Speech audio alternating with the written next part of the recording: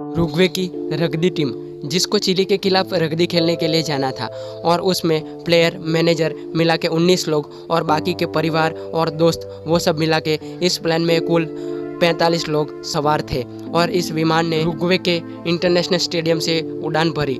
लेकिन क्योंकि मौसम इतना ख़राब था तो उनको उसी दिन अर्जेंटीना के एक शहर जिसका नाम था मोंडेजा वहाँ पे ही प्लेन को उतारना पड़ा।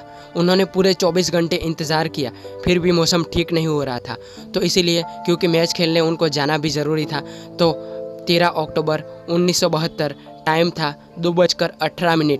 तो इस विमान ने वहाँ से भी उड़ान भरी और जैसे ही उड़ान भरी तो उनको अब एंडीज पर्वत के बीच में से आगे बढ़ना था। लेकिन मौसम इतना ख़राब था कि विजिबिलिटी भी बहुत कम थी और आगे कुछ दिखाई ही नहीं दे रहा। लेकिन क्योंकि मेन पायलट जो था उसको इस पहाड़ियों के बीच में 29 बार जाने का अनुभव था, लेकिन इस पायलट ने को पायलट को ट्रेनिंग दी थी और इसीलिए को पायलट ने पहली बार ऐसी पहाड़ियों में से इस विमान को उड़ाया। और जैसे ही उड़ाया तो क्योंकि विमान बहुत पुराना और जर्जरित भी था तो आगे जाके विमान में झटके आने शुरू हो गए। पहले तो सबको लगा कि ये नॉर्मल झटके हैं, लेकिन ये झटके कुछ अलग ही थे। इसी बीच को पायलट को लगा कि अब प्लेन को उतरने का एयरपोर्ट आ गया है, तो उसने विमान को नीचे की तरफ मोड़ दिया और उसने कंट्रोल रूम में उतरने के लिए मंजूरी भी मांगी। लेकिन कंट्रोल रूम भी सोच में पड़ गया कि आसपास रडार में कहीं प्लेन नहीं दिखाई दे रहा और ये उतरने की बात कर रहा था। एक्चुअली वो जो उतरने की जगह थी वो एयरपोर्ट नहीं, लेकिन दो पहाड़ियों के बीच में खाली जगह थी जो वो को पायलट को लगा कि एयरपोर्ट है। लेकिन जैसे उसको पता चला कि ये दो पहाड़ियों के बीच की खाली जगह है तो तुरंत ही उसने अपनी गलती सुधारने के लिए विमान को ऊपर की ओर मोड़ दिया। विमान का अगला भाग तो ऊपर उठ जाता है, लेकिन पिछला भाग जो कि एक पहाड़ी से टकरा जाता है और उसी बीच वो पिछला वाला हिस्सा टूट जाने से 2 क्रू मेंबर और 3 पैसेंजर मिलाकर 5 लोगों की तो वहाँ पर ही मौत हो जाती है। उसके बाद करीब 200 मीटर तक आगे प्लेन घिसटता हुआ चला जाता है और उसके बाद एक बर्फ़ की बड़ी चट्टान से वो जाके टकरा जाता है। उसके बाद तो प्लेन के 2 हिस्से ही हो जाते हैं। उस टक्कर में पूरा कॉकपिट बर्बाद हो जाता है। कॉकपिट पूरा टूट चुका था तो मैन पायलट की तो पहले ही मौत हो चुकी थी, लेकिन को पायलट अभी भी जिंदा था, लेकिन वो बहुत ही तड़प रहा था और उसको बहुत दर्द हो रहा था और पहले दिन में 12 लोगों की मौत हो चुकी थी। उसी दौरान थोड़ी देर के बाद जो जिंदा थे उन लोगों को होश आने लगा और बाहर देखते हैं तो चारों तरफ बर्फ़ के सिवा कुछ भी नहीं दिख रहा था। इतना तापमान, इतनी सर्दी जो कि शरीर को थिजा देता।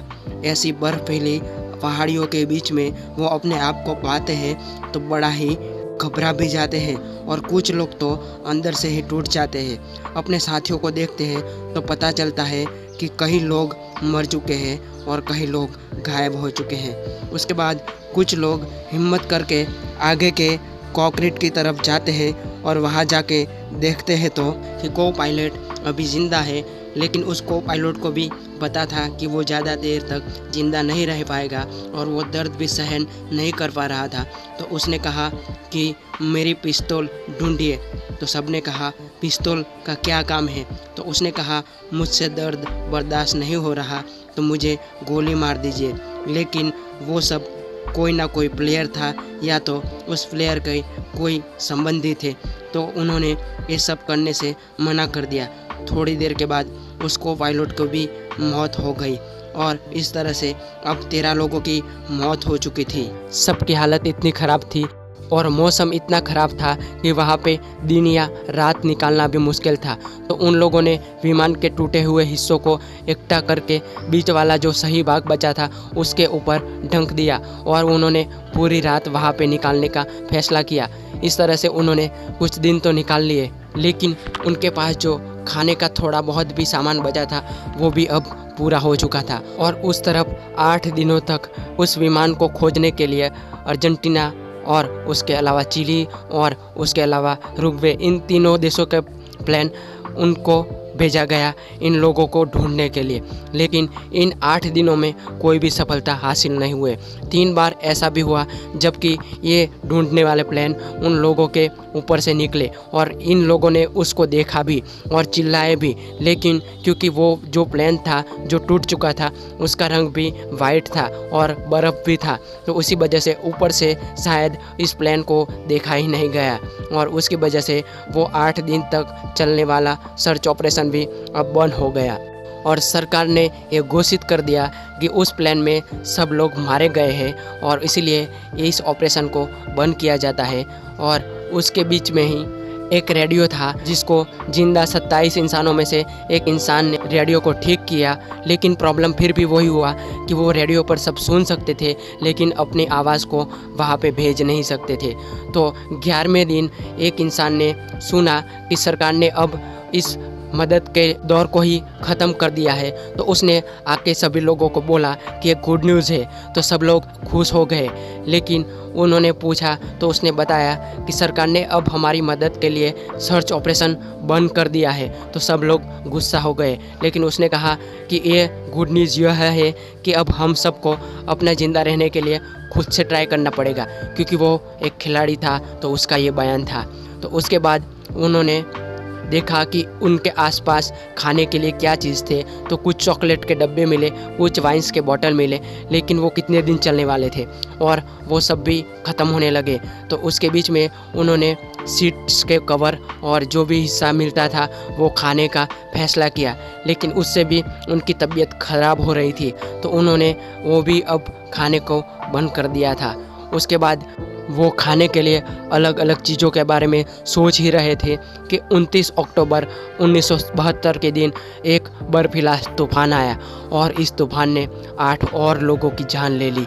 2 दिन चले इस तूफान में 8 लोग और मर गए और उसके बाद 19 लोग जिंदा बचे थे। लेकिन अब सबसे बड़ा सवाल उनके सामने था कि अब खाए क्या, क्योंकि चारों तरफ बर्फ़ ही बर्फ़ थी, कोई घास भी नहीं था या तो ना कोई पशु पक्षी था जिसको मारकर वो खा सके।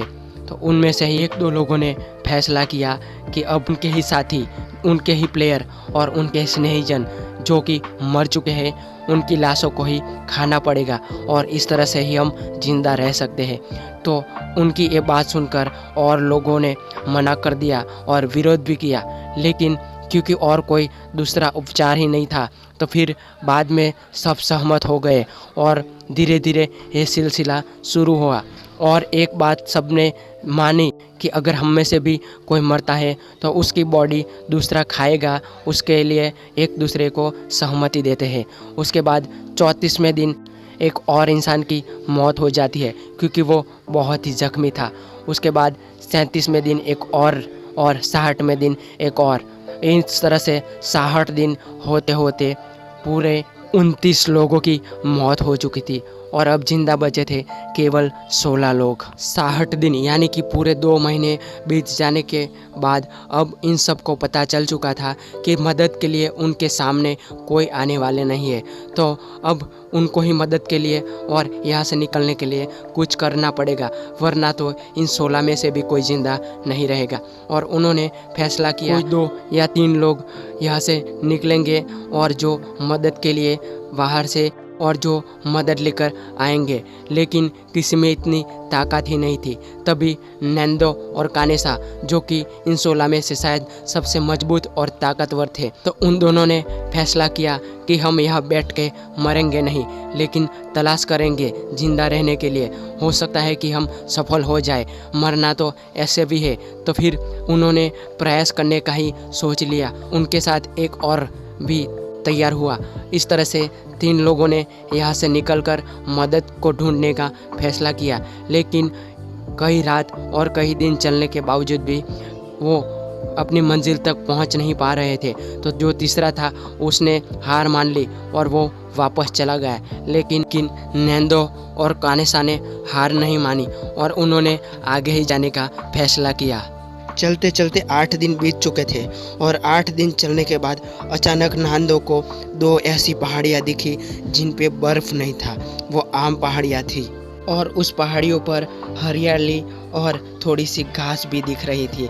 ये सब देखने के बाद पहली बार उन दोनों के चेहरे पर खुशी झलक पड़ी और उन्होंने फिर उसी पहाड़ी की तरफ जाने का फैसला किया और उन्होंने वहाँ पे चलना शुरू कर दिया। चलते चलते 10 दिन बीत चुके थे। 61 किलोमीटर से भी ज़्यादा अंतर उन्होंने उस दौरान काट लिया था।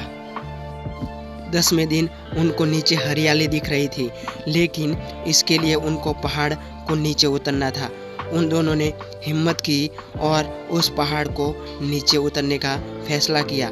जैसे ही वो थोड़े नीचे पहुँचे तो उनको वहाँ पर 2 गाय दिखाई दी, लेकिन उन दोनों में बोलने की भी हिम्मत नहीं रही थी। फिर भी वो उस तरफ आगे चलते रहे। उस दौरान उनको कुछ लकड़ियाँ मिली, कुछ ऐसे कैंप जैसे मिले जिससे उनको लगा कि यहाँ पे अब इंसान ज़रूर होंगे। फिर वो आगे चलते हैं तो उनको एक नदी भी मिल जाती है, लेकिन उस नदी को पार करना बहुत ही मुश्किल था।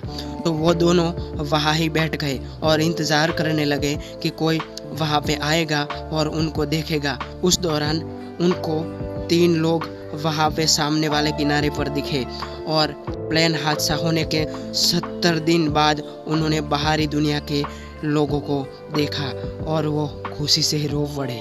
उन दोनों की खुशी का ठिकाना ही नहीं रहा था। उन दोनों ने ज़ोर ज़ोर से चिल्लाना शुरू किया, लेकिन क्योंकि पानी का बहाव इतना था और सामने की तरफ उनकी आवाज़ नहीं पहुंच रही थी, तो वो 3 लोग जो कि घोड़े लेकर आए थे वो वापस जाने लगे। लेकिन उसमें से एक की नज़र इन दोनों पर पड़ गई और उसने इन दोनों को देखा और फिर एक कागज़ को पत्थर में लपेटकर उनकी तरफ फेंका, जिसमें लिखा था कि आप कौन हो और कहाँ से आए हो। वो पत्थर और पेंसिल नैंदो के हाथ लगता है। नैंदो इधर से रिप्लाई देता है कि हम 16 लोग जो कि रुग्वे की प्लेन क्रैश के समय जिंदा बच गए थे और इसमें से हम 16 लोग जिंदा हैं और उसमें से हम 2 यहाँ पर मदद के लिए आता है। वो सब लिखकर वो वापस सामने की तरफ नदी में बहा देता है। वो पढ़ने के बाद वो इंसान इतना ही कहता है, टुमारो। उसके बाद वो दोनों वहाँ पे ही इंतज़ार करने बैठ जाते हैं। इसके बाद एक और रात गुजारने के बाद उनको मदद के लिए टीम आ ही जाती है, क्योंकि चिले में भी सबको पता था इसके बारे में, क्योंकि वो खेलने यहाँ पर ही आने वाले थे। तो वहाँ की पुलिस या था वो सब वहाँ पर पहुँच जाता है। इन 2 लोगों को बचा लिया जाता है, हॉस्पिटल में ले जाया जाता है और उसके बाद उनसे पूरी कहानी सुनने के बाद 2 हेलीकॉप्टर वहाँ पे भेजने का फैसला किया जाता है। लेकिन वहाँ का रास्ता नहीं मालूम था, तो इसीलिए इन दोनों को वापस ले जाया जाता है और वो तैयार भी हो जाते हैं। उसके बाद बचे हुए 7 करके 2 दिन के ऑपरेशन में 14 लोग और कुल मिला के 16 लोगों को बचाया जाता है। लेकिन सबके द्वारा एक ही सवाल पूछा जा रहा था कि आप सब इतने दिन तक क्या खाकर जिंदा रहे। तो सब एक दूसरे का मुंह देखने लगे और कुछ लोगों ने उनमें से बता दिया लोगों के बारे में। मीडिया और सब ने कहा कि ये तो नरबख्शी है, लेकिन जब पूरी कहानी सुनी तो सबको लगा कि जिंदा रहने के लिए उनके पास और कोई उपचार ही नहीं था। इस तरह से इस पूरी घटना का अंत होता है, जिसमें से 16 लोग सुखद तरीके से जिंदा बच जाते हैं। तो ये वीडियो कैसा लगा मुझे कमेंट सेक्शन में ज़रूर बताना और ऐसे ही अमेजिंग फैक्ट और वीडियो के लिए मेरे यूट्यूब चैनल को सब्सक्राइब करके बेल आइकन कॉल पे ज़रूर प्रेस करना।